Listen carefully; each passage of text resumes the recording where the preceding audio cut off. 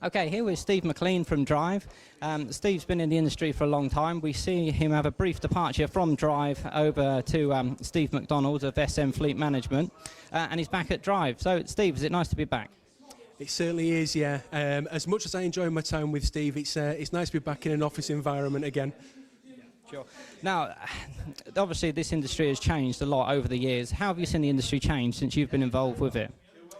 I think the biggest thing for me is I remember when I first started in the car kit side of things, and when you looked at the number of car kits available compared to the number of handsets, it fitted on one side of A4, and now you can't keep up with it. I think that the way that the technology has moved forward is quite unbelievable. But I think more than that, the way that the installers have adapted to that and found new things to be able to retrofit into vehicles, really to combat all the things that are coming as standard equipment. A few years ago, a Bluetooth car kit was a £500 option on a BMW, and now it's it's standard fit in some Ford Fiestas. So I think the way that the installers have adapted to it, I think, is admirable. Now, how do you see it changing in the future? What's the next big thing as far as you see? Well, I think for Drive particularly, as well as obviously keeping the prices keen and making sure that the level of service is as it should be, for us, I think that we will be looking more at additional ranges of product that we can offer into installers. Hopefully, if the products that the installers are already doing, we can offer them at a better price. If not, perhaps we can help to educate some of the installers about potential markets that they're missing out on. Obviously, the credit crunch has been a big factor for all of us. And how has that affected things at Drive?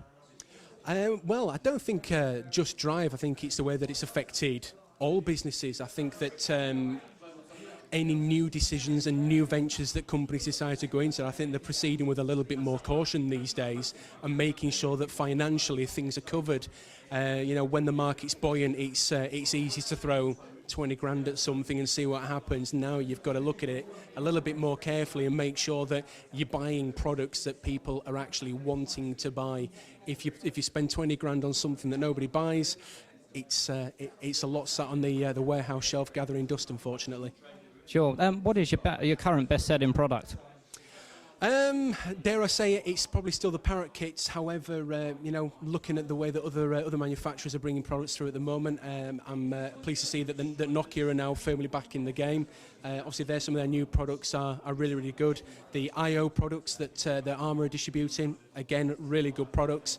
Hopefully in 12 months' time, we'll be able to say that perhaps something like light bars and beacons, or some of the products that we're going to be doing with car sound supplies on the car audio side of things might be the number one. Thank you very much for your time.